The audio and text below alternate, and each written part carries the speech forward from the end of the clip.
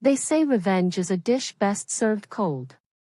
Well, after what I'm about to tell you, I can promise you that sometimes it's worth the wait.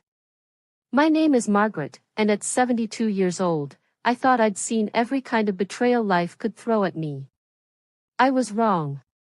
Before I dive into this story that's been eating at me for months, I need to ask you something. Comment below and tell me where you're watching from. Because what happened to me could happen to anyone, anywhere, and I have a feeling this story is going to resonate with more people than I ever imagined. It all started on a Tuesday morning in March. I remember the exact day because it was the day after my granddaughter Emma's 16th birthday party, and I was still finding confetti in my hair. I'd been living in my small two-bedroom ranch house in suburban Phoenix for nearly 15 years, ever since my husband Robert passed away. It wasn't much, but it was mine, paid off, and filled with memories of the life we'd built together. That morning, I was having my usual coffee on the back patio when my phone rang. It was Janet Morrison from Morrison Real Estate, a woman I'd known since our kids went to elementary school together 30 years ago. She told me about a property that had just come on the market. A foreclosure situation, she explained, where a family had overextended themselves during the pandemic and could no longer make payments. The house was spectacular, a 4-bedroom, 3-bathroom colonial with a 2-car garage, sitting on nearly an acre in one of the most desirable neighborhoods in Scottsdale. The kind of house Robert and I had always dreamed of but never quite managed to afford when we were raising our daughter Sarah. But here's the thing that made Janet call me specifically: the asking price was almost criminally low. The bank wanted it gone quickly, and they were willing to take a loss. With the life insurance money from Robert and the savings we'd accumulated over 43 years of marriage, I could buy it outright. Cash. No mortgage, no monthly payments, just a beautiful home that would be mine free and clear. Now, you might be wondering why a 72-year-old woman living alone would want such a big house. The truth is, I'd been thinking a lot about legacy lately. About what I'd leave behind for my family. My daughter Sarah had been struggling financially since her husband Derek lost his job at the automotive plant 2 years ago. They were living paycheck to paycheck, renting a cramped apartment with my 2 grandchildren, Emma and little Tyler, who was only 8. I thought, and here's where my story takes its first dark turn, I thought this house could be a gift. A way to secure my family's future. Sarah and Derek could eventually move in, or at least know they had a safety net. The kids could have their own rooms, a backyard to play in. It felt like the most loving thing a mother and grandmother could do. So I made the decision that would change everything. I bought the house. But I decided to keep it a secret for a while. I wanted to get it fixed up first. There were some cosmetic issues that needed addressing, and I wanted everything to be perfect before I surprised my family. I imagined the look on Sarah's face when I handed her the keys and told her this beautiful home was theirs whenever they needed it. For 3 weeks, I worked with contractors, painters, and landscapers. I spent my days at that house, picking out new fixtures, overseeing the installation of updated appliances, and carefully selecting paint colors that would make each room feel warm and welcoming. I even had a security system installed, complete with cameras, because it was such a nice neighborhood and I wanted to protect the investment. I was so proud of what we were accomplishing. The house was transforming from a neglected foreclosure into something that belonged in a magazine. Every day, I'd walk through those rooms and imagine Emma doing her homework at the kitchen island, or Tyler running around in the backyard with friends. I pictured holiday dinners in the formal dining room, birthday parties in the spacious living room. But I should have known that secrets, even well-intentioned ones, have a way of revealing themselves at the worst possible moments. It was on a Thursday afternoon, 3 weeks after I'd bought the house, that everything fell apart. I'd driven over to check on the progress of the bathroom renovations when I noticed Derek's truck parked in the driveway. My heart jumped. Had Sarah told him about the house somehow? But that was impossible. I hadn't breathed a word to anyone except Janet, and she was bound by client confidentiality. I parked down the street and walked back toward the house, my mind racing. As I got closer, I could hear voices coming from inside. Not just Derek's voice, but several people talking and laughing. The front door was wide open, and I could see strangers walking around in my house, my surprise, my gift, my secret. That's when I heard Derek's voice, loud and confident, carrying through the open windows, and this is the master bedroom. Obviously, this'll be mine and Linda's room. It's got the walk-in closet and the ensuite bathroom with the soaking tub. Linda. Not Sarah. Linda. My legs almost gave out. Linda was Derek's sister, a woman I'd met maybe 5 times in the 8 years Derek had been married to my daughter. A woman who'd never shown the slightest interest in maintaining a relationship with our family, who'd missed Emma's birthday party just 2 days ago, who'd made it clear on multiple occasions that she thought Derek had married down when he chose Sarah. I stood there on the sidewalk, invisible to the people trampling through my house, and listened as Derek continued his tour. His parents were there. Linda and her husband Marcus. Even their teenage son Brandon. Derek was showing them around like he owned the place, like he was the one who'd worked 3 jobs to save money for 30 years, like he was the one who'd chosen every paint color and light fixture. Mom can have the room next to ours, Derek was saying, presumably referring to his mother, not mine. Not Sarah, who was his actual wife. It's got its own bathroom, and she can help with the kids when we need her to. My chest felt tight. This wasn't possible. How did Derek even know about the house? How was he inside? And why was he making plans that didn't include the woman he'd promised to love and cherish? That's when I heard Linda's voice, shrill and excited. Derek, this is perfect. And you said the old lady doesn't know you know about it? The old lady. They were talking about me. The woman who'd given Derek a place in her family, who'd welcomed him to every holiday dinner, who'd babysat his children countless times, who'd been planning to give him and my daughter the gift of a lifetime. Derek's response made my blood run cold. She has no idea. Found the paperwork in Sarah's purse last week when she was in the shower. Apparently, Mommy Dearest bought this place cash and was planning some big surprise. But Sarah doesn't know I know, and she doesn't know I made a copy of the key she's been hiding. A copy of the key. Sarah had a key, of course she did. I'd given it to her last week so she could check on the house while I was having some dental work done. But Derek had stolen it, copied it, and was now using it to plan some kind of betrayal that I couldn't even fully comprehend yet. If you've ever felt the ground shift beneath your feet, if you've ever had that moment where everything you thought you knew about your life turns out to be wrong, then you know exactly what I felt standing on that sidewalk. But this story is just getting started, and if you think what I've told you so far is shocking, you need to stay with me. Because what happened next changed not just my relationship with my family, but my entire understanding of who I really am. Hit that subscribe button if you haven't already, because you're going to want to follow this story to the end. And trust me, you won't see the ending coming. I stood on that sidewalk for what felt like hours but was probably only 10 minutes, listening to Derek orchestrate the systematic theft of my dream. The worst part wasn't even the invasion of my property, it was the casual cruelty in his voice as he discussed my daughter like she was an inconvenience to be managed. What about Sarah? I heard Linda ask. Won't she expect to live here too? Derek's laugh was cold, and it's a sound that still haunts me months later. Sarah's getting too comfortable, thinking she can make decisions without consulting me. This'll teach her that I'm the head of this household. She can visit, obviously, she's the kid's mother, but this house represents a fresh start for our family. The right kind of family. The right kind of family. The words hit me like a physical blow. In Derek's mind, my daughter, his wife of 8 years, the mother of his children, wasn't the right kind of family. But his sister Linda, who'd never contributed a single thing to their household, who'd borrowed money from them repeatedly and never paid it back, who'd actively tried to undermine their marriage from day one, she was the right kind of family. I finally understood what was happening. This wasn't just about a house.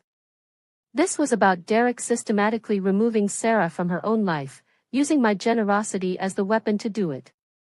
As I listened to them make plans, discussing which furniture they'd move in first, debating paint colors for Brandon's room, even talking about hosting Derek's parents for extended visits, I felt something inside me that I hadn't experienced since I was a young woman fighting for my place in the world. Not just anger, but a cold, calculated fury that demanded action. But I also felt shame. How had I missed the signs that my son-in-law was capable of this level of betrayal? How had I failed to see that the man I'd welcomed into my family, the man I'd trusted with my daughter's happiness and my grandchildren's well-being, was essentially planning to steal my house and abandon my daughter in the process?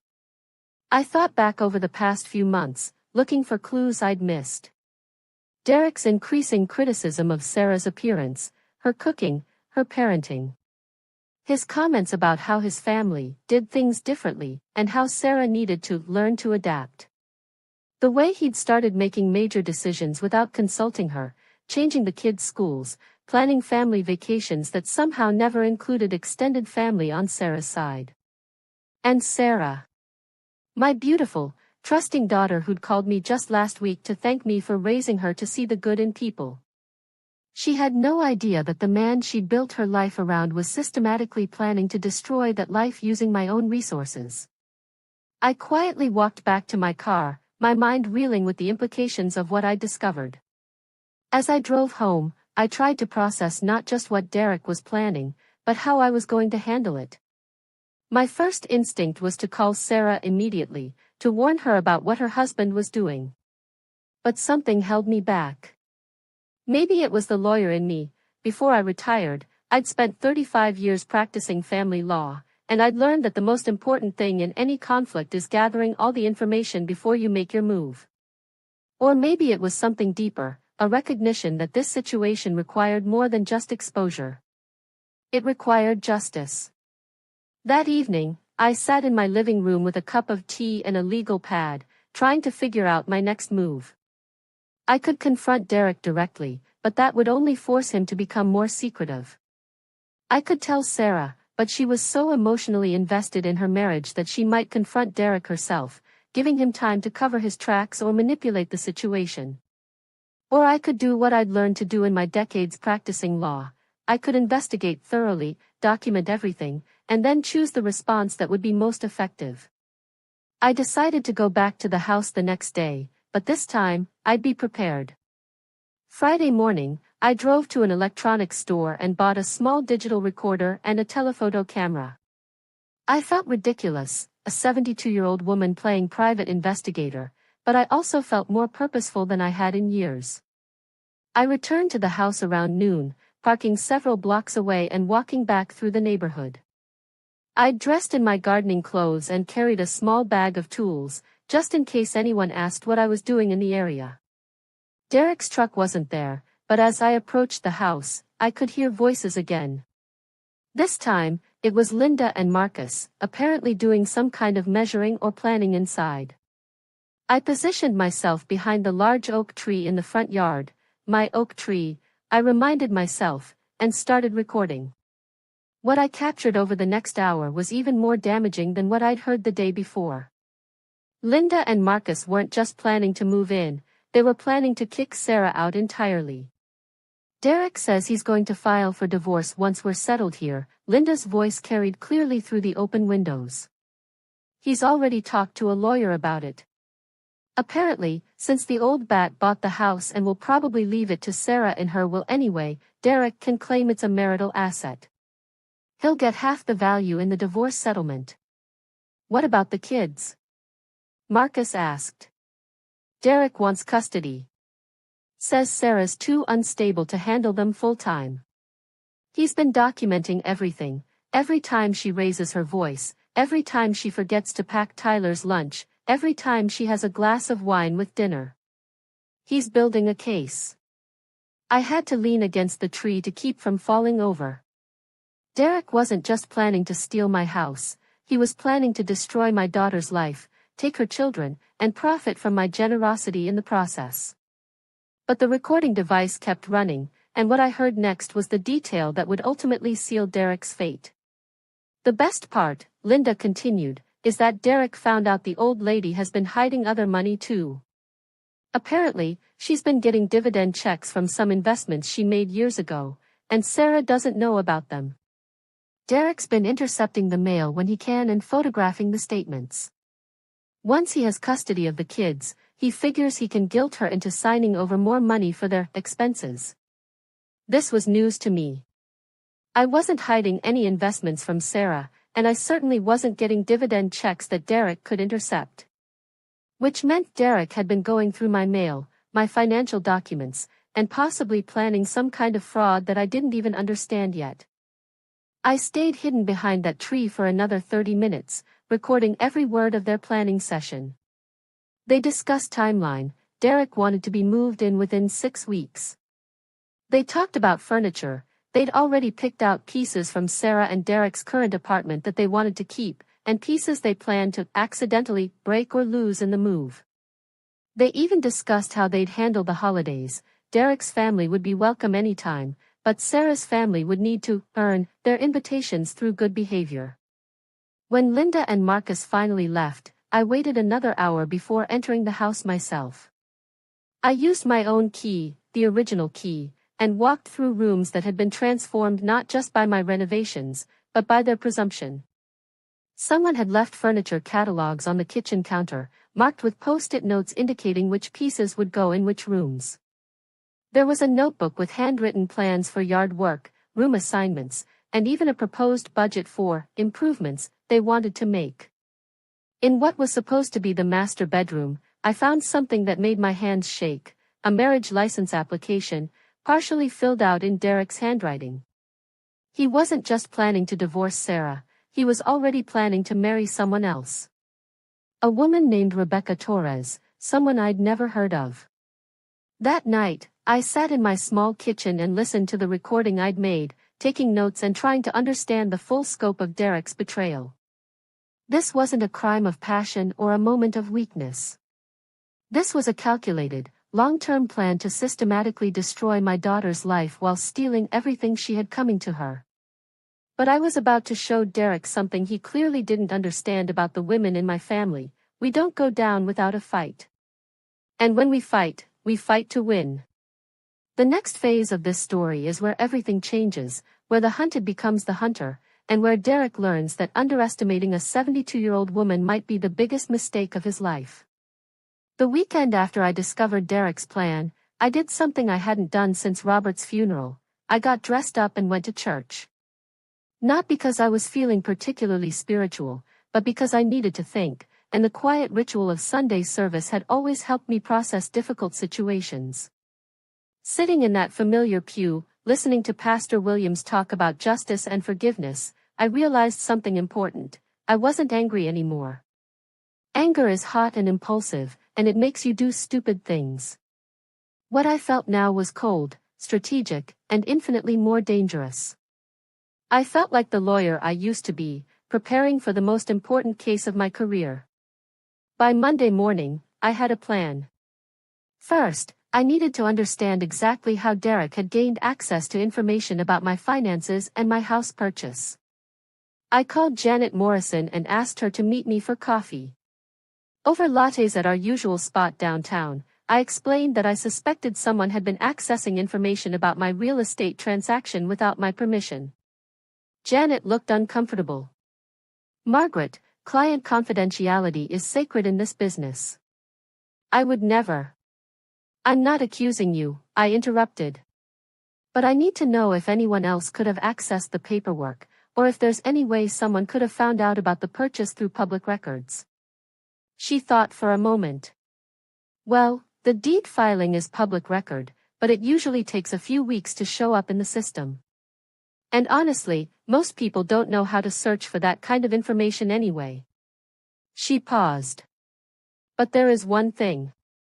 When we did the final walkthrough, didn't you mention that your daughter had a key? If someone copied that key, they could have been going through the house, maybe finding documents I left there. I finished.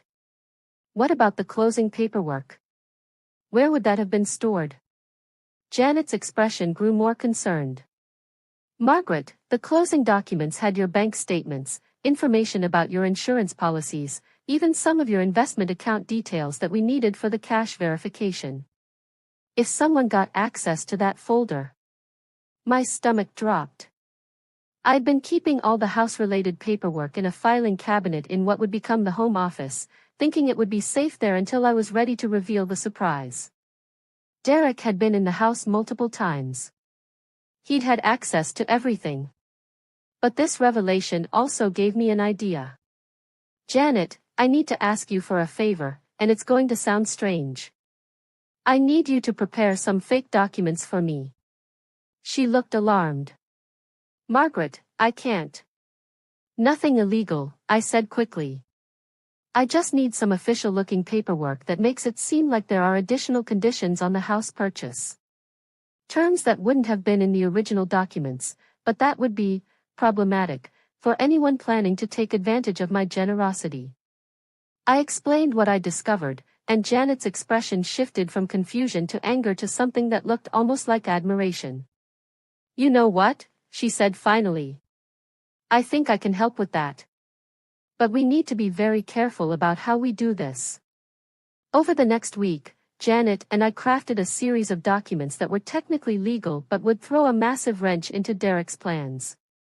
The most important was a deed restriction that specified the house could only be occupied by direct family members who were in good standing, and that any attempt to exclude my daughter from residence would result in the property reverting to a family trust that I'd established. We also created documentation for a monitoring period that required the installation of security cameras throughout the house, ostensibly for insurance purposes, but actually to document any unauthorized access or misuse of the property. The final piece was a letter from a law firm. Janet's brother was an attorney, and he owed her a favor, indicating that any divorce proceedings involving the property would trigger an immediate forensic investigation of all parties' financial activities for the past 2 years. These weren't real legal restrictions, but they were convincing enough to scare anyone who was planning fraud. More importantly, they gave me the legal cover I needed for what I was planning to do next. While Janet worked on the documents, I focused on the technical aspects of my plan. I called the security company that had installed the original system and asked them to upgrade it significantly. I wanted cameras in every room, motion sensors at every entry point, and a monitoring system that would send alerts directly to my phone anytime anyone entered the house. The technician, a young man named Carlos who'd been doing this work for 15 years, was impressed by my specifications. Mrs. Patterson, this is more sophisticated than most commercial buildings. Are you sure you need all this for a residential property? I'm sure, I told him. I want to know about every person who enters this house, when they arrive, how long they stay, and what they do while they're there. Carlos installed hidden cameras in the crown molding of every room, motion sensors disguised as smoke detectors, and even audio recording devices built into the electrical outlets. When he was finished, I had complete surveillance coverage of my house, and it was all legally mine to monitor. The next step was changing the locks. I hired a locksmith to replace every lock on the house, front door, back door, side entrance, even the locks on the windows. I kept one key for myself and had copies made for Sarah, but I made sure Derek's copied key would no longer work. Then came the most important part of my plan, the bait. I prepared a new folder of documents and left it in the same filing cabinet where Derek had apparently found the original paperwork.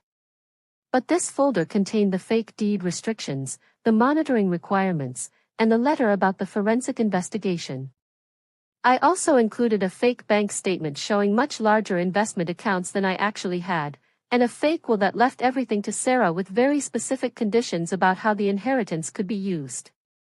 Finally, I wrote a letter to Sarah, sealed it in an envelope, and left it in the same folder. The letter appeared to be my thoughts about the house, my concerns about Derek's financial stability, and my intention to make sure the property stayed in our family no matter what happened to their marriage. The letter was designed to look like something I'd written for my own records, never intending for anyone else to see it. But in reality, every word was carefully chosen to make Derek panic and do something stupid. By Thursday of that week, everything was in place. The house was completely monitored, the fake documents were planted, and I'd positioned myself to watch Derek's reaction to information that would either scare him away from his plan or drive him to accelerate it in a way that would expose him completely.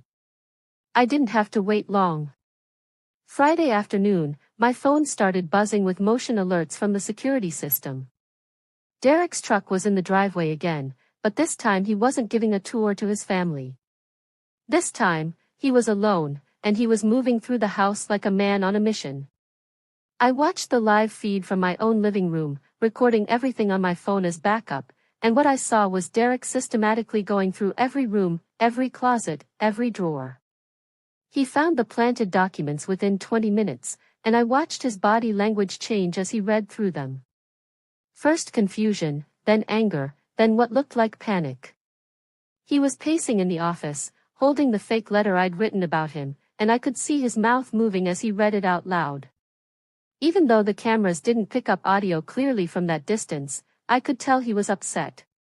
But what happened next was beyond anything I'd anticipated. Derek pulled out his phone and made a call. Based on his gestures and expressions, it was clearly an urgent conversation. Then he made a second call, this one lasting much longer. By the time he finished the third call, he was smiling, and that smile terrified me more than his anger had. Because I was about to learn that Derek wasn't just planning to steal my house and abandon my daughter. He was planning something much worse, something that would put Sarah and my grandchildren in actual danger. And that's when I realized this wasn't just about revenge anymore. This was about protecting my family from a man who was much more dangerous than I'd ever imagined. That Friday evening, after watching Derek's disturbing reaction to my planted documents, I knew I was in deeper waters than I'd originally thought. A man who smiles when he discovers evidence that could destroy his plans isn't just dishonest, he's dangerous. I spent the weekend reviewing every minute of footage from the security cameras, trying to understand what Derek's phone calls had been about and why he'd seemed almost pleased to find information that should have terrified him. On Monday, I got my answer in the worst possible way. Sarah called me, crying so hard I could barely understand her words. "Mom, something terrible has happened. Derek's been in an accident." My heart stopped. "What kind of accident? Is he okay?" "He's in the hospital. His truck went off the road yesterday evening. He's alive, but he's unconscious, and the doctors don't know when he'll wake up." Sarah's voice was shaking. "Mom, I don't know what to do. We don't have health insurance that covers this kind of thing, and the medical bills are already piling up. I might lose the apartment, and I don't know how I'm going to take care of the kids." I drove to the hospital immediately, my mind racing with possibilities. Derek's accident had happened less than 48 hours after he discovered my fake documents and made those mysterious phone calls. In my 35 years practicing law, I'd learned not to believe in coincidences. At the hospital, I found Sarah in the waiting room, surrounded by Derek's family. Linda was there, along with Derek's parents, and they were having what appeared to be a very intense conversation with a man in a suit who looked like an insurance investigator. I approached carefully, positioning myself where I could overhear without being noticed. "The policy is clear," the man was saying. "If Mr. Caldwell dies as a result of this accident, the beneficiary receives the full amount. But there are some unusual circumstances we need to investigate before we can process any claims." Linda leaned forward. "What kind of circumstances?" "Well, for one thing, Mr. Caldwell took out this policy only 6 weeks ago. The amount is quite substantial, $750,000. And he made some significant changes to his beneficiaries just last week." My blood ran cold. Derek had taken out a massive life insurance policy and changed his beneficiaries right after discovering my house purchase. This wasn't a coincidence or an accident. This was part of his plan. "Who are the beneficiaries?" Derek's mother asked. "His children are listed as primary beneficiaries, with his sister Linda as the trustee who will manage their inheritance until they reach majority. His wife Sarah is listed as a secondary beneficiary for a much smaller amount. I felt sick. Derek had structured his life insurance so that if anything happened to him, Linda would control the money that was supposed to support his children. Sarah would get almost nothing, and Linda would have legal authority over Emma and Tyler's inheritance. But there was more. The other concern, the insurance investigator continued, is that Mr. Caldwell had been in contact with our office several times in the past week, asking very specific questions about the policy terms. Specifically, he wanted to know about the difference in payouts between accidental death and other circumstances. Linda shifted uncomfortably. What are you implying? I'm not implying anything, ma'am. I'm simply saying that when someone takes out a large policy, makes significant changes to the beneficiaries, and then has a serious accident within such a short time frame, we have to investigate thoroughly. That evening, after Sarah had gone home to be with the kids, I stayed late at the hospital. I needed to see Derek, to look at the man who had been systematically planning to destroy my family while setting up financial safeguards for his own. Derek was in the ICU, unconscious and connected to several machines. The nurse told me he had a severe head injury and several broken bones, but his condition was stable. As I stood there looking at him, I felt something I hadn't expected, not satisfaction that his plans had been disrupted, but a cold realization that he'd been playing a much longer game than any of us had understood. I drove home and spent hours going through the security footage again, this time looking for details I'd missed. That's when I noticed something crucial. On Friday, after Derek had made his phone calls, he'd spent nearly an hour in the garage, doing something with his truck. The camera angle wasn't perfect, but it looked like he was working under the hood. The next morning, I called my nephew Jimmy, who'd been a mechanic for 20 years. I asked him to meet me at the hospital parking garage, where Derek's truck had been towed after the accident. Jimmy spent 30 minutes examining the vehicle while I kept watch. What he found confirmed my worst suspicions. Aunt Margaret, someone definitely tampered with this truck. The brake lines have been partially cut, not enough to fail immediately, but enough to fail under pressure, like if he was driving fast or had to stop suddenly. And look at this. He showed me something near the steering column. The steering linkage has been loosened. This wasn't an accident. This was sabotage. Could Derek have done this himself? I asked. Jimmy looked puzzled.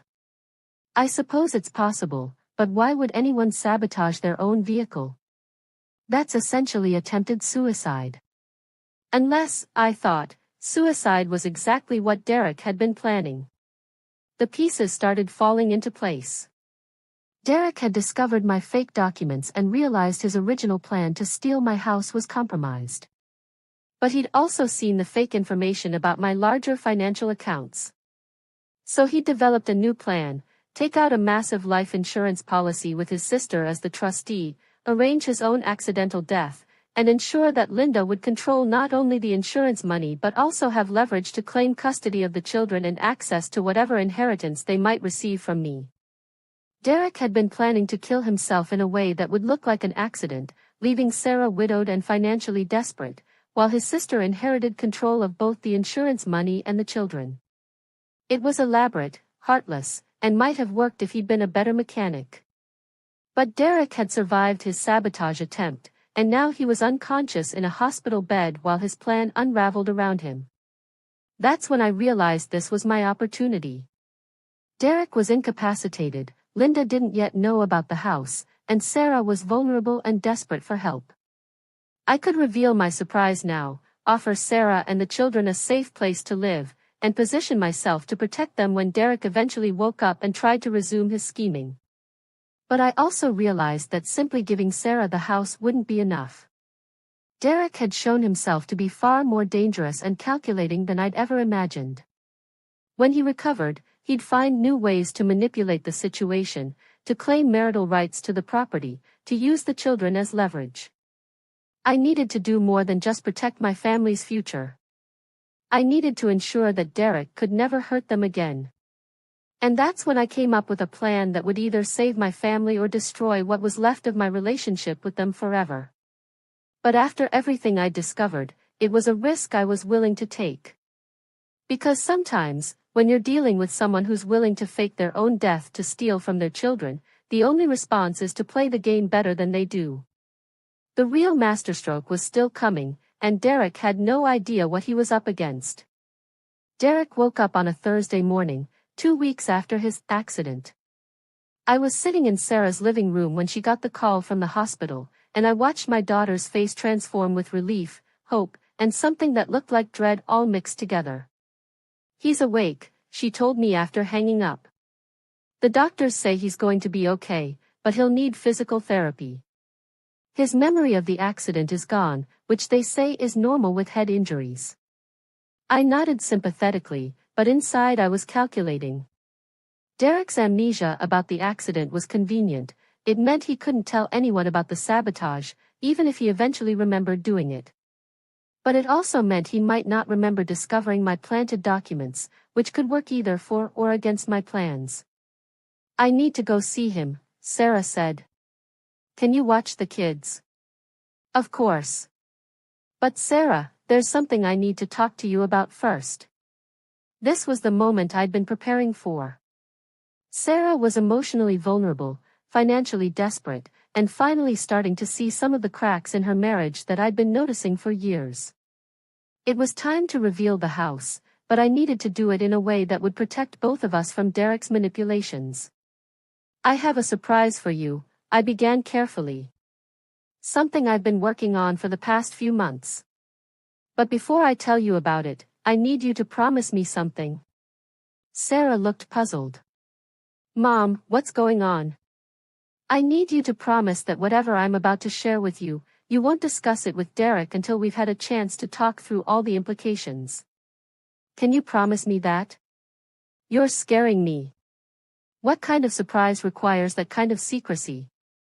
I took a deep breath and told her about the house. I explained about the foreclosure, the cash purchase, the renovations, and my original plan to surprise the whole family once everything was perfect. Sarah's reaction was everything I'd hoped for: shock, gratitude, tears, and a kind of overwhelming relief that broke my heart. "Mom, this is incredible. This changes everything. We can move out of this cramped apartment, the kids can have their own rooms, and we won't have to worry about rent anymore." She paused, and her expression shifted slightly. "But why all the secrecy? Why can't I tell Derek?" This was where I had to be very careful. I needed to plant seeds of doubt about Derek without revealing how much I actually knew about his plans. "Sweetheart, I've been watching Derek's behavior lately, and I'm concerned about how he might react to this kind of financial windfall. He's been making some decisions about your family's future without consulting you, and I want to make sure that this house becomes a blessing for all of you, not a source of conflict." Sarah was quiet for a long moment. "What kind of decisions? Has he talked to you about any major changes he wants to make? New insurance policies, different arrangements for the children, anything like that?" Sarah's face went pale. "How did you know about that?" "Derek did take out a life insurance policy recently, and he said he wanted to update our wills. He told me it was just responsible planning now that he's the main breadwinner." She looked confused and a little frightened. "Mom, what's really going on?" I realized this was my chance to test how much Derek remembered and how quickly he'd try to resume his original plans. But I needed Sarah to discover his betrayal herself, rather than having me tell her about it directly. "I think the best thing we can do is let Derek recover, and then we'll sit down together and discuss the house. But Sarah, I want you to be very observant over the next few weeks. Pay attention to how Derek talks about your future, about the children's future. And if anything seems off, I want you to tell me immediately." That afternoon, while Sarah was at the hospital, I drove to my house. I'd started thinking of it as the trap house, and reviewed the security footage from the past 2 weeks. The cameras had been recording everything, even though no one had been inside since Derek's accident. But what I found when I checked the system made my hands shake. Someone had been in the house 3 times. While Derek was unconscious in the hospital, someone with a key had been entering my property, going through the rooms, and even moving things around. The footage showed Linda, Derek's sister, accompanied by a man I didn't recognize. They'd been inside for hours each time, and they weren't just looking around. They were measuring rooms, taking photographs, and even moving some of my furniture around like they were planning a renovation. On their most recent visit, just 2 days ago, Linda had brought what looked like a real estate appraiser. I watched them walk through every room while the appraiser took notes and measurements. Linda was pointing out features, discussing the neighborhood, and even talking about timeline for occupancy. But the most damaging footage was from their first visit, the day after Derek's accident. Linda had gone straight to the office and found the filing cabinet where I'd planted the fake documents. I watched her read through everything, photograph it with her phone, and then make several phone calls while standing in my living room. During one of those calls, her body language and facial expressions made it clear she was talking to someone in authority, possibly a lawyer or an insurance agent. She was animated, pointing to documents, and even reading portions of my fake letter out loud. I realized that Derek's accident hadn't stopped his plan, it had just transferred control of the plan to Linda. She was moving forward with everything Derek had started, possibly even using his hospitalization as cover to accelerate the timeline. But Linda had made one crucial mistake: she didn't know about the surveillance system.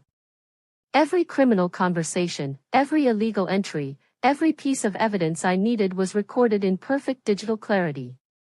That evening, I called my old friend Harold Brennan, a retired police detective who'd worked on several cases with me during my legal career. I explained the situation and asked if he could review the security footage to help me understand what crimes were being committed. Harold came over the next morning and spent 3 hours going through the recordings. His assessment was worse than I'd feared.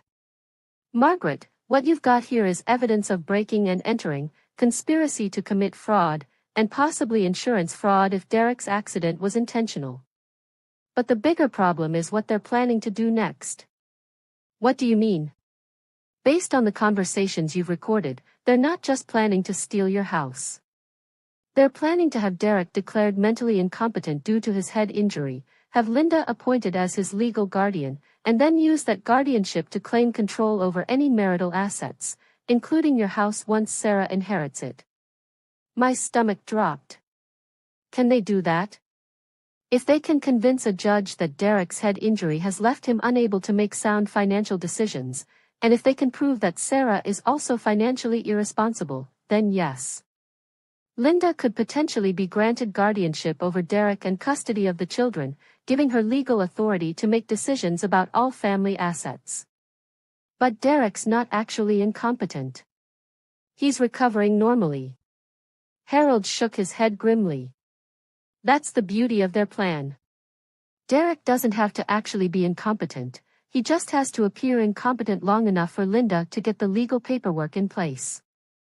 Once she has guardianship, she can control everything, and Derek can make a miraculous recovery. I felt like the walls were closing in.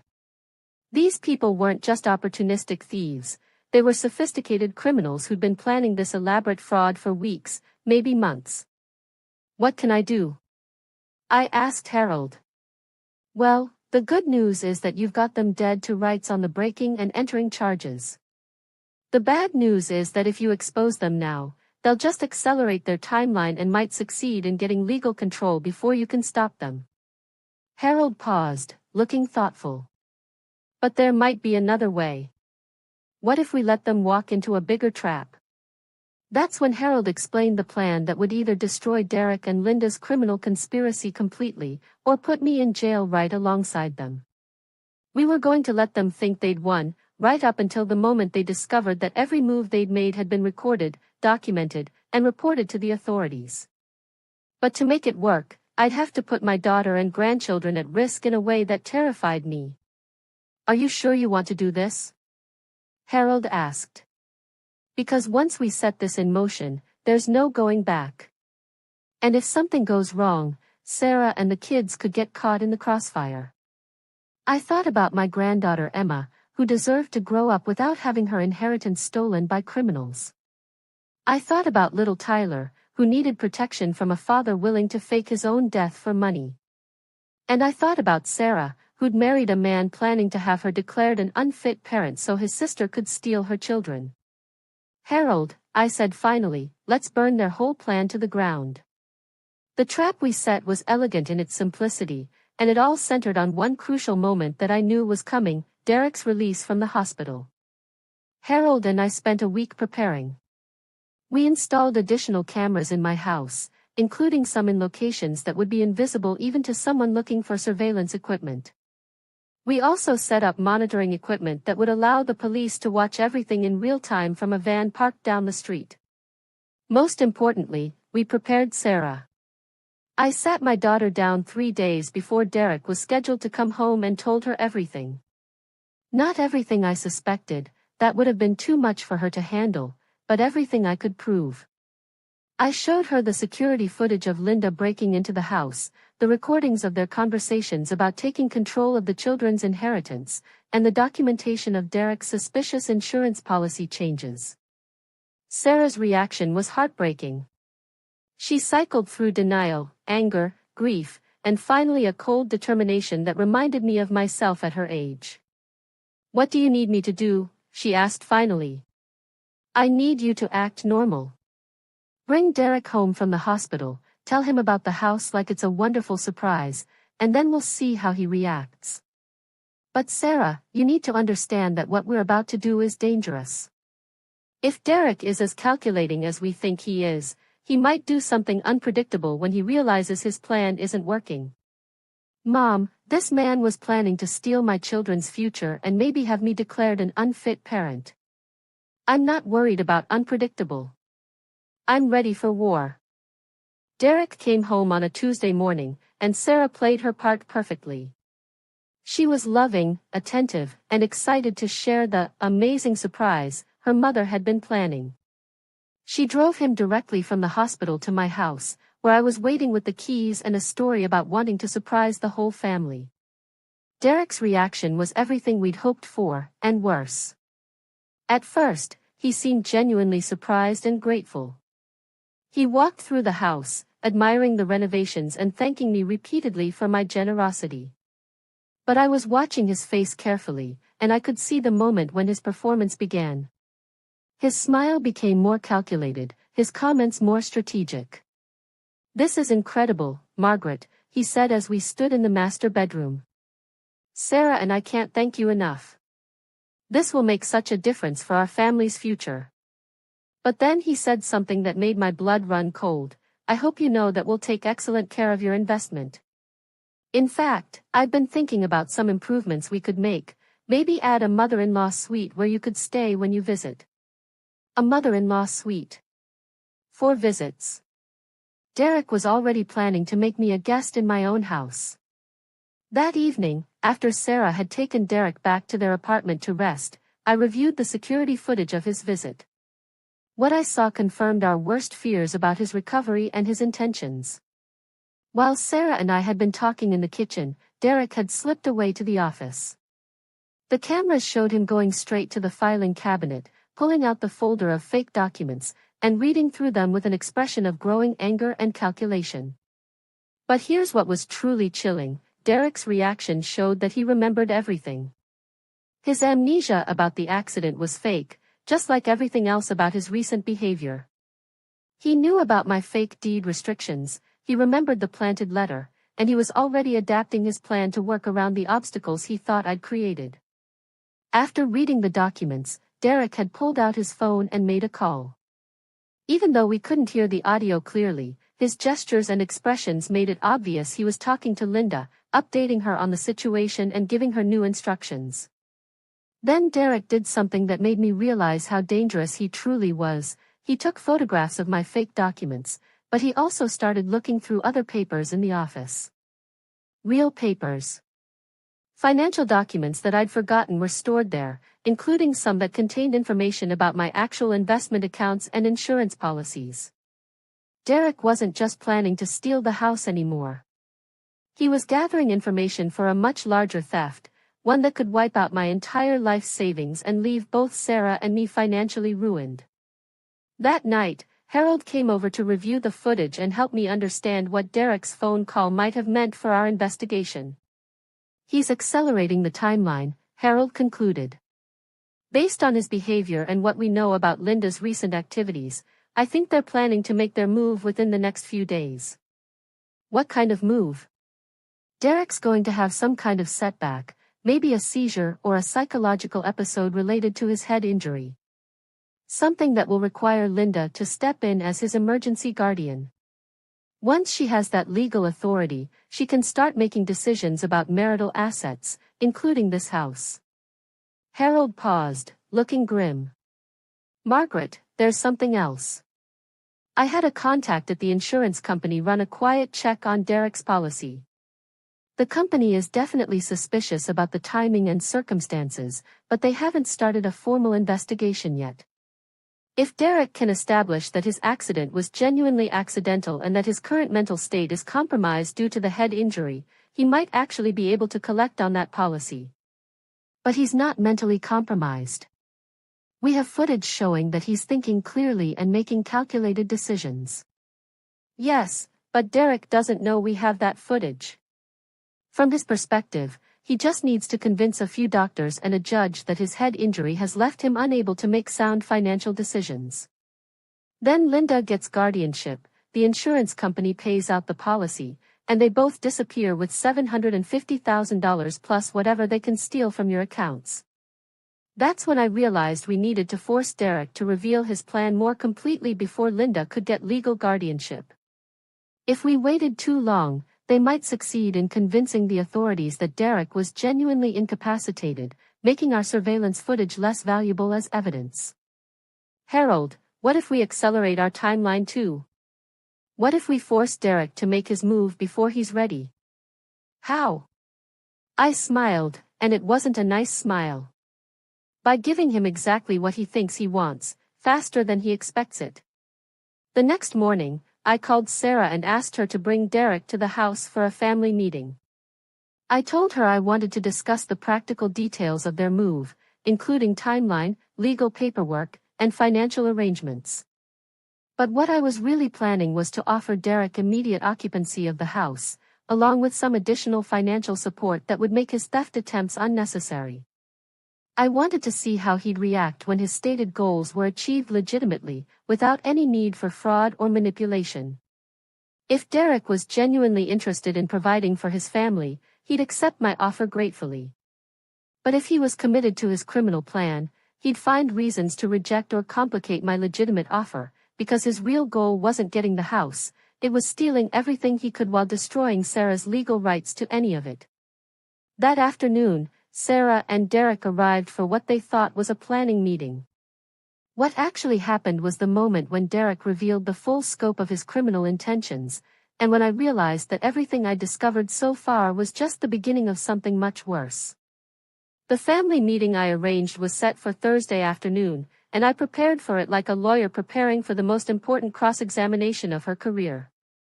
Harold was positioned in the surveillance van with 2 police detectives, recording everything through multiple camera angles. Sarah knew the truth and was ready to play her part. Derek had no idea he was walking into a completely monitored environment where every word and action would be preserved as evidence. I started the meeting by offering Derek and Sarah exactly what Derek had been planning to steal: immediate occupancy of the house, financial assistance with the moving expenses, and even a written agreement that would give them full legal rights to the property within 5 years. Derek's reaction was perfect from an investigative standpoint, and terrifying from a personal one. Instead of gratitude or relief, Derek became agitated and started raising objections to my generous offer. He questioned whether I was mentally competent to make such a significant decision so soon after his accident. He suggested that we should involve lawyers to make sure I wasn't being taken advantage of by opportunistic family members. He even mentioned that his recovery process was ongoing and that major life changes might interfere with his medical treatment. Every objection was a transparent attempt to delay accepting my legitimate offer while creating legal grounds to question my mental capacity. Derek wasn't just planning fraud, he was laying the groundwork to have me declared incompetent so that he could control my entire estate, not just the house. But the most damaging evidence came when Derek thought Sarah was out of earshot. While Sarah was in the kitchen getting coffee, Derek leaned forward and spoke to me in a tone that was completely different from his earlier performance. Gone was the grateful, recovering son-in-law. In his place was a cold, calculating man who spoke to me like I was an obstacle to be managed. Margaret, I appreciate what you're trying to do here, but I think we need to be realistic about your situation. You're 72 years old, you're living alone, and you're making impulsive financial decisions that could put your entire family at risk. His voice was steady, almost clinical. Have you considered what happens if your health fails? If you develop dementia? Sarah and the kids need security, not uncertainty. The implications were clear. Derek was threatening to have me declared mentally incompetent if I didn't cooperate with his plans. What are you suggesting, Derek? I'm suggesting that we set up a more structured arrangement. Something that protects everyone's interests. I've been talking to some legal professionals about family trust structures, and I think there are ways to ensure that this house serves its intended purpose without creating unnecessary risks for any of us. I knew exactly what kind of trust structure Derek had in mind, one where he controlled the assets while appearing to act in everyone's best interests. And what role would you play in this trust arrangement? Derek smiled, and it was the most chilling expression I'd ever seen on another human being. Well, obviously, as the primary breadwinner and the person most familiar with financial planning, I'd need to be involved in the management decisions. Sarah's got a lot on her plate with the kids and my recovery, and you've got your own concerns to worry about. That's when Sarah walked back into the room, and Derek's demeanor shifted instantly back to the grateful, concerned son-in-law. But the cameras had recorded every word of his real intentions. The meeting continued for another hour, with Derek systematically revealing more of his plan while thinking he was manipulating us into compliance. He suggested that I should consider moving into a senior living community, where I'd be safer and more comfortable. He offered to help me organize my financial affairs so that everything would be easier for Sarah to inherit eventually. He even mentioned that he'd been researching power of attorney documents that would allow him to help with my legal and financial decisions if my health declined. Everything Derek suggested was presented as concern for my welfare, but every suggestion involved transferring legal control of my assets to him. When Derek and Sarah left that afternoon, I felt like I'd just survived an encounter with a predator. Harold came inside immediately, and his first words confirmed my worst fears. Margaret, that man is dangerous. What we just recorded goes way beyond financial fraud. Derek is planning to systematically gain legal control over you, your daughter, and your grandchildren. And based on his behavior, I don't think he'll be satisfied with just stealing your money. What do you mean? Harold showed me enhanced audio from the surveillance recordings. Listen to this part again, where he's talking about your health concerns and Sarah's limitations. Derek isn't just planning financial theft, he's planning to isolate Sarah from any support system, gain legal control over the children through custody arrangements, and neutralize you as a threat by having you declared incompetent or worse. The "or worse" hung in the air between us like a death sentence. Harold, are you saying you think Derek might? I'm saying that Derek's insurance policy, his staged accident, and his systematic planning suggest someone who's willing to do whatever it takes to get what he wants. And what he wants is complete control over your family's assets and your family members. That evening, alone in my house, I made the hardest decision of my life. I called Sarah and asked her to come over without Derek, telling her I needed to discuss some concerns about the afternoon's meeting. When Sarah arrived, I sat her down and showed her everything. Not just the surveillance footage from that day, but weeks of recordings showing Derek and Linda's criminal conspiracy. I played the audio of Derek threatening to have me declared incompetent. I showed her the documentation of his insurance fraud. I explained Harold's assessment that Derek might be planning something even worse than theft. Sarah's reaction was devastating to watch. She didn't cry or get angry. She just sat there, absorbing the evidence that the man she'd married and built her life around was essentially a sociopath who'd been planning to destroy her family for his own financial gain. Finally, she looked up at me with an expression I'd never seen before. "Mom, what do we do now?" "We finish this," I told her. "Tomorrow, Derek is going to discover that his plan has been exposed, his sister is under investigation for breaking and entering, and every conversation he's had for the past month has been recorded and turned over to law enforcement. What will he do when he finds out?"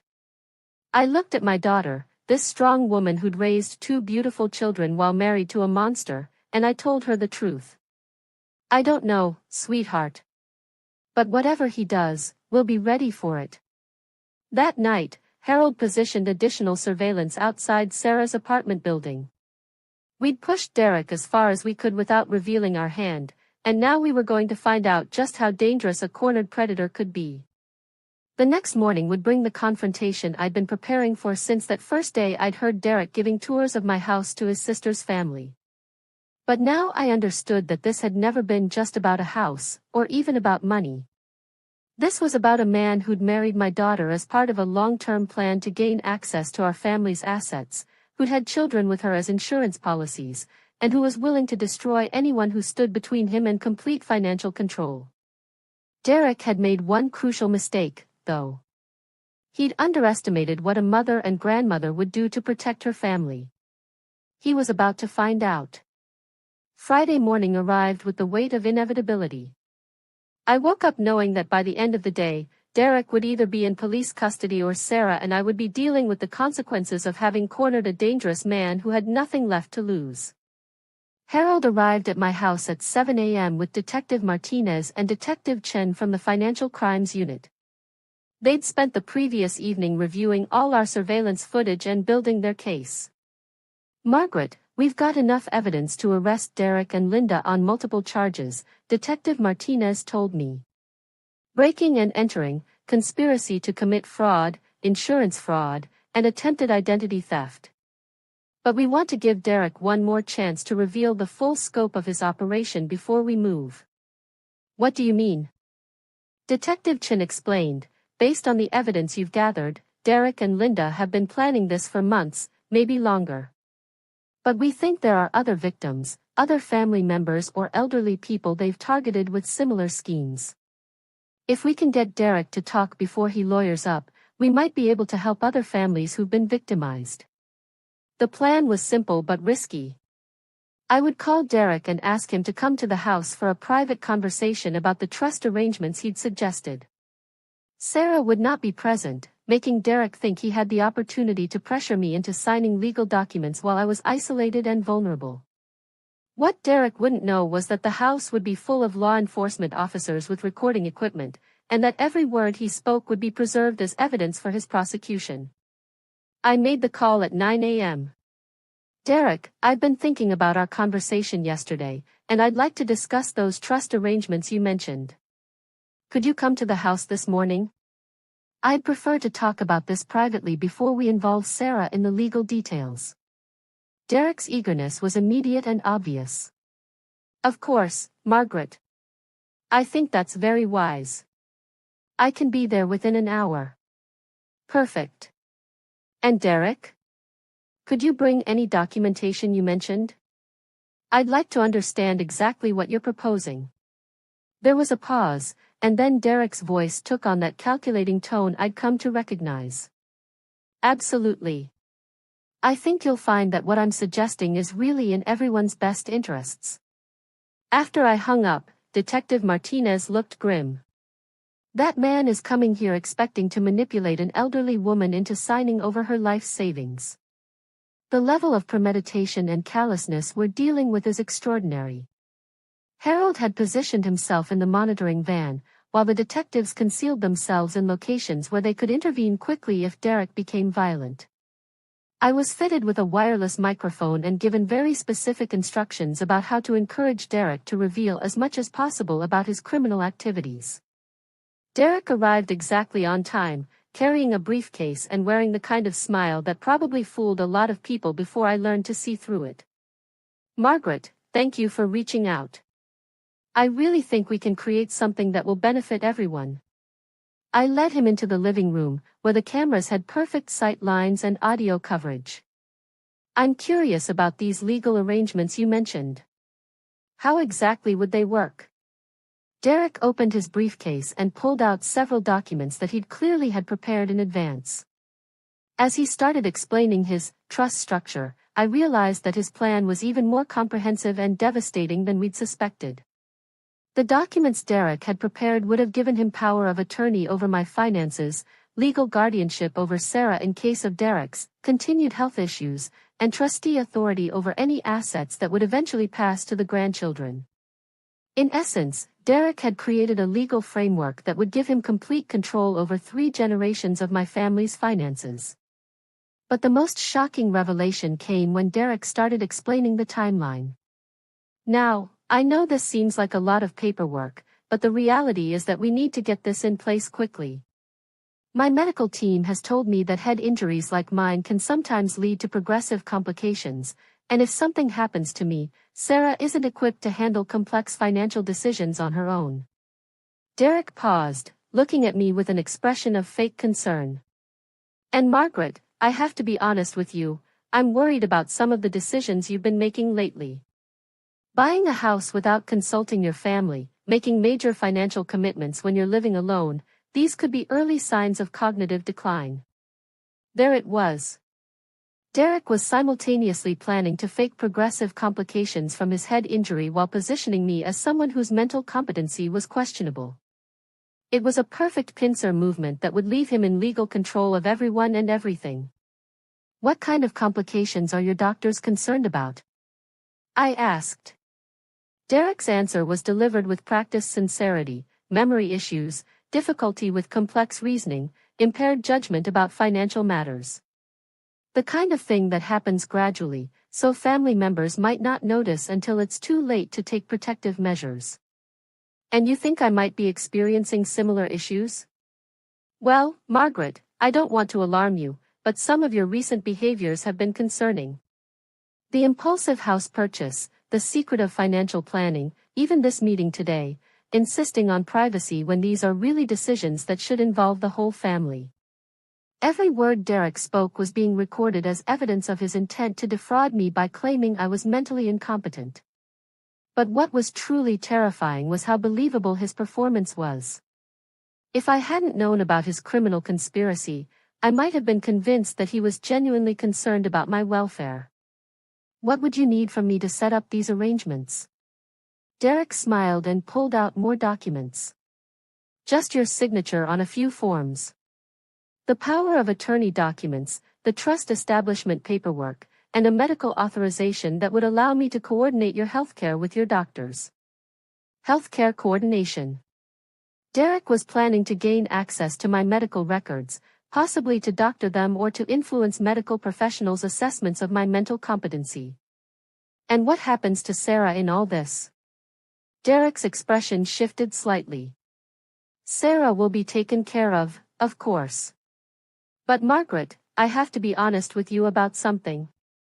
Sarah's been struggling emotionally since my accident. She's been making some questionable decisions, and I'm concerned that she might not be ready for the kind of responsibilities that come with managing significant assets. What kind of questionable decisions? Well, she's been talking to people outside the family about our private business. She's been asking questions about my insurance policies and my medical treatment. She even suggested that my accident might not have been accidental. Derek shook his head sadly. I think the stress of everything has been too much for her. She might benefit from some professional help, maybe some time in a facility where she can get the support she needs. My hands clenched involuntarily. Derek was planning to have Sarah committed to a psychiatric facility, using her natural concern about his suspicious accident as evidence of her mental instability. Derek, I said carefully, it sounds like you've thought of everything. I've tried to, he replied. When you love your family, you have to be willing to make difficult decisions to protect them, even when they don't understand what's best for them. That's when Detective Martinez's voice came through my earpiece. We've heard enough. Keep him talking for 30 more seconds, then we're coming in. But Derek was already reaching into his briefcase for something else, and when he pulled his hand out, I saw something that made my blood freeze. It wasn't another document. It was a syringe. Margaret, Derek said, his voice still calm and reasonable, I think you'll find this is going to make everything much easier for all of us. The syringe in Derek's hand changed everything in an instant. This wasn't just financial fraud anymore, this was attempted murder. Derek, I said, trying to keep my voice steady while the panic alarm Harold had given me was pressed tight in my palm, what is that? It's insulin, Margaret. A very large dose of insulin. When the paramedics find you, it'll look like you had a diabetic emergency. Very common in elderly people, especially those who might be developing dementia and forgetting to manage their medication properly. The casual way Derek explained his plan to murder me was more terrifying than the syringe itself. This wasn't a crime of passion or a moment of desperation. This was a calculated execution that he'd planned as carefully as everything else. But I'm not diabetic, Derek. Derek smiled. You are now. I've been adding small amounts of insulin to your coffee when I've visited over the past few weeks. Not enough to be dangerous, but enough to show up in your medical records if anyone tests for it. Your doctor will think you've been developing late-onset diabetes and not managing it properly. He'd been poisoning me. During every friendly family visit, every concerned conversation about my welfare, Derek had been systematically introducing insulin into my system to create a medical history that would support his murder plot. The beauty of this approach, Derek continued, standing up and moving toward me, is that everyone will assume you became confused about your medication and accidentally overdosed.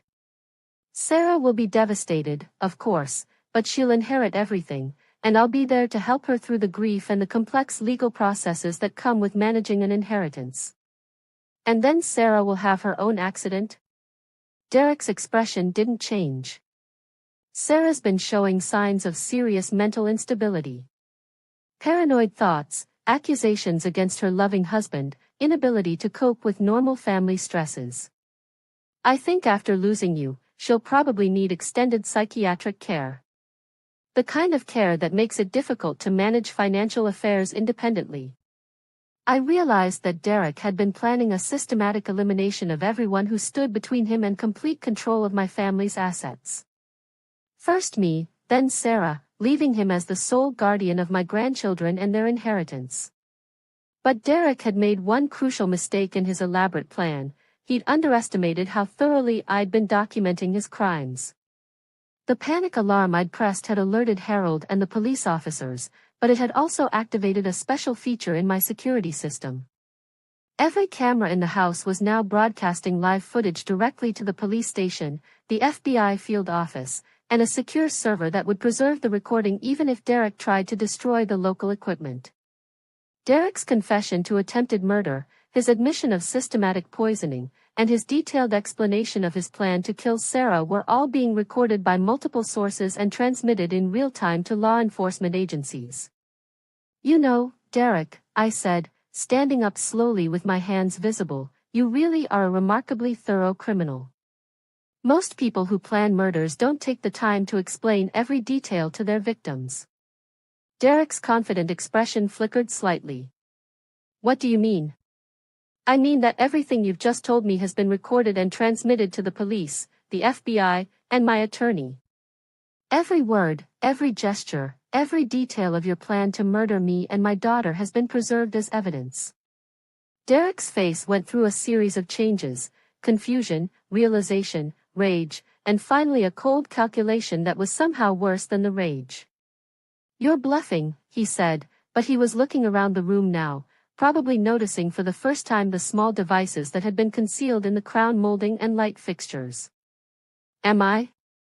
I smiled at him, and for the first time in our relationship, I wasn't hiding my true feelings behind politeness. Derek, I've been recording every conversation you've had in this house for the past month. I have footage of Linda breaking in and photographing documents. I have audio of you planning insurance fraud. I have video of you threatening to have me declared incompetent. And now I have a recording of you confessing to attempted murder while holding the weapon you plan to use.